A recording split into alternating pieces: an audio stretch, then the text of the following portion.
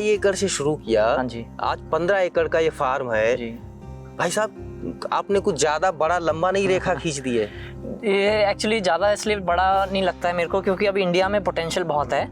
अभी हमारे यहाँ जो है फिर भी 80% जो ड्रैगन फ्रूट कंज्यूम हो रहा है वो इम्पोर्टेड ही चल रहा है अभी भी। हॉर्टिकल्चर क्रॉप्स में क्या होता है, स्पेशली ड्रैगन फ्रूट और अमरूद हो गया, ठीक है आपने शुरुआत करी, 2-3 साल मेहनत करी, फिर उसके बाद वो मैच्योर होने के बाद आपको ज़ीरो से नहीं शुरुआत करनी पड़ती है। आप सस्टेन्ड इनकम आप ले सकते हैं उसमें कुछ सालों के लिए।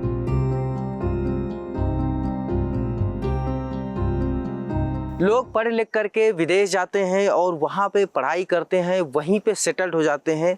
लेकिन यहाँ पे कुछ कहानियाँ ऐसी भी हैं कि जो अमेरिका जैसे देश में इंजीनियरिंग करते हैं और टॉपर होते हैं, लेकिन वापस इंडिया आ करके यहाँ पे खेती करने लगते हैं। और ऐसी वैसी खेती नहीं, ड्रैगन फ्रूट की खेती। और वो ड्रैगन फ्रूट का जो फार्म है वो नॉर्थ इंडिया का सबसे बड़ा फार्म है। तो मैं आपको मिलवाता हूँ ऐसे युवा साथी से जिन्होंने एक नई कहानी लिखी है यहाँ पे। जी आप अपना परिचय दीजिए कि आप कैसे, आपका नाम क्या है और आपका जो शुरुआत हुई कैसे हुई। मेरा नाम यतिन सिंघल है। मैंने अमेरिका से पर्ड्यू यूनिवर्सिटी से इंजीनियरिंग की पढ़ाई करी थी कंप्लीट। उसके बाद कुछ साल बाद फिर यहाँ मैं फार्मिंग देखने का मेरा प्रोग्राम बना। तो मैंने शुरुआत में अमरूद से करा था, फिर बाद में मैंने अमरूद लगाते समय मेरे को पता चला था कि ड्रैगन फ्रूट भी हम यहाँ इंडिया में ट्राई कर सकते हैं। तो मैंने 2018 में मैंने कुछ प्लांट्स मंगवा के चेक करने के लिए कि हमारी यहाँ जो क्लाइमेट है और जो सॉइल है उसको सूटेबल है या नहीं। तो 2 साल मैंने उसको फिर स्टडी किया, रिसर्च किया, उसमें क्या क्या प्रॉब्लम्स आती हैं पूरे साल। तो फिर 2020 तक आई हैड द कॉन्फिडेंस कि अब यहाँ पे हो जाएगा, इसका फल भी अच्छा आ रहा है। तो 2020 में हमने फिर 2.5 एकड़ से कमर्शियल प्लांटेशन स्टार्ट किया।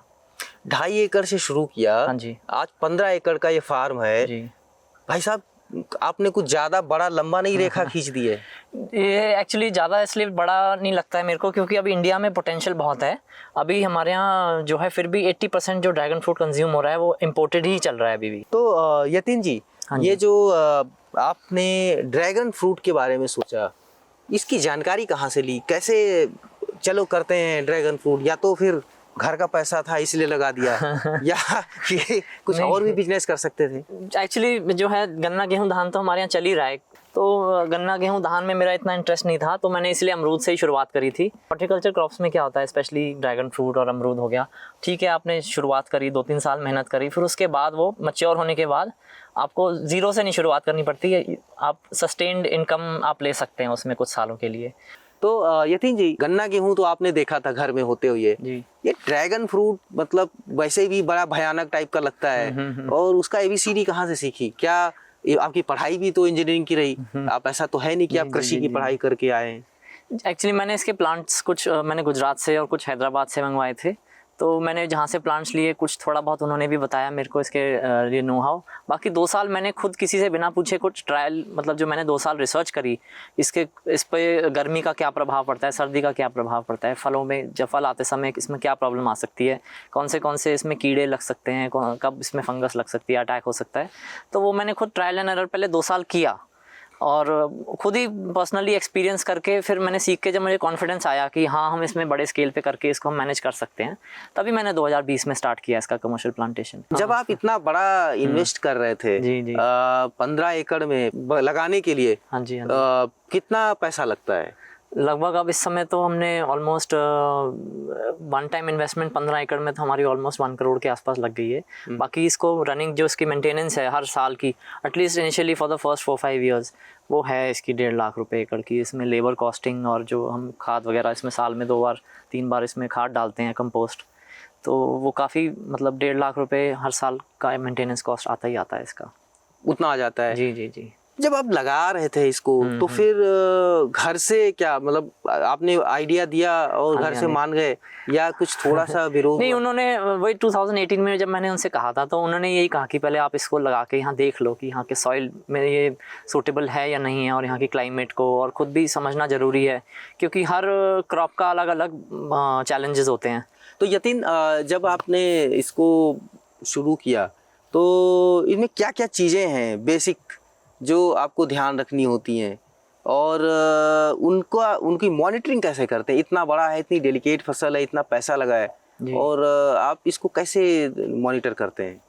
मॉनिटर करना तो इतना चैलेंज नहीं है, क्योंकि मैं इसमें अब इनिशियली जब मैंने स्मॉल स्केल पे किया था तब तो मैं इसमें इतना मतलब पार्ट टाइम ही देखता था। अब तो इतना फुल स्केल, इतना हमने जिस स्केल पे कर रहे हैं तो मेरा फुल टाइम मेरा इसी पे ही फोकस है। इसके साथ कुछ इंटरक्रॉपिंग जैसा भी होता है या सिर्फ यही होता है, जो जगह खाली है इसमें कुछ कर सकते हैं? कर सकते हैं, बट उसमें फिर जैसे जो लोग छोटे स्केल पे कर रहे हैं या आधा 1 एकड़ में, या जो लोग वहीं रहते हैं फार्म में, वो लोग करते हैं इसमें। मैंने इनिशियली किया था ट्राई, बट उसमें जो है बहुत मेरे लिए बहुत मुश्किल था मैनेज करना, क्योंकि उसमें थोड़ा बहुत ही बचता है उसमें इससे अच्छा। और फिर हमें जगह भी, ये स्पेस हमें चाहिए यहाँ पे, ट्रैक्टर और ट्रॉली हमें छोटी घुसाने के लिए इसमें, ताकि हम जब खाद डाल रहे हैं तो हम वो लगाएंगे तो फिर हम यहाँ पे इसको प्लांट को हम उसको आप मैनेज नहीं कर पाएंगे हम इससे। हाँ। तो इसका मार्केट कितना बड़ा है? ये आप कहाँ पे बेचते हैं इसको? क्या यहीं से लोग ले जाते हैं? अभी तो यहीं से ले जा रहे हैं लोग, और थोड़ा बहुत अच्छा, आप भी यहाँ से ले जा रहे हैं? जी, कितना प्रोडक्शन होता है एक साल में? जितना हमने अभी लगाया है, इसका पोटेंशियल तो अभी 150 टन का है पर ईयर, बट अभी हम उसका ऑलमोस्ट 1/5 ही पहुँचे हैं, क्योंकि हमने एक साल में नहीं सारा लगाया है, तो ग्रेजुअली हमने हर साल धीरे धीरे थोड़ा करके बढ़ाया है। ब्रेक इवन का क्या सोचा है, कब तक आएगा? देखिए, इसका जो रनिंग कॉस्ट है वो तो आप 3rd ईयर से आप निकालना शुरू कर देंगे। बाकी जो इसका जो 1 टाइम इन्वेस्टमेंट है और हर साल जो आपका कंपाउंड हो रहा है, जो इन्वेस्टमेंट जो रनिंग कॉस्ट है, वो आप पूरा जो इसको आप मान के चलिए 6th या 7th ईयर में हम इसको प्रॉफिटेबिलिटी में आएंगे इसकी। तो ये नहीं लगता है कि इससे ज़्यादा जॉब में ज़्यादा पैसा मिलता है और आप घाटे का सौदा आपने कर लिया है? नहीं, क्योंकि ये लॉन्ग टर्म क्रॉप है। ये ऐसा ना 30-35 साल तक अगर हम इसको ठीक से मेंटेन करें प्लांट को, तो ये 30-35 साल तक चलेगा।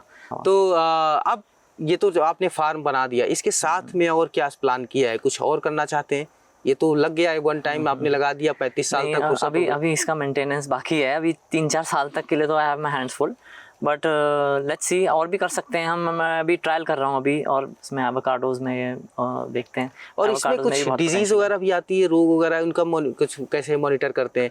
इसका कैसे, मतलब ऑटोमेटिक कैसे देखते हैं? क्या कहीं कुछ नहीं दिख जाता है अगर कोई प्रॉब्लम आती है? जैसे इसमें फंगस की प्रॉब्लम ज़्यादा आती है विंटर्स में, जब टेम्परेचर 5 डिग्री से नीचे चला जाता है, या समर्स में जब 40-45 डिग्री से ऊपर चला जाता है, तो इसमें जो है टेम्परेचर से ही ज़्यादा आती है बेसिकली। जब इसमें या तो पानी, हालांकि हमने तो पूरा रेस्ड बेड्स पे हमने प्लांट लगाए हैं, तो इसको पानी से भी बचा के रखना पड़ता है। अगर इसमें रूट्स में इसके 24 घंटे से ज़्यादा अगर पानी खड़ा हो जाए, तब भी ये प्लांट जो है रूट रॉट से मोर्टेलिटी हो जाती है इसमें। तो आप एक हाईटेक फार्मर हैं, तो सारी चीज़ें आपके टिप्स पे रहती होंगी। जी, आप एक्सटर्नल, एक्सपोर्ट, ये सारी चीज़ें जानते हैं। जी।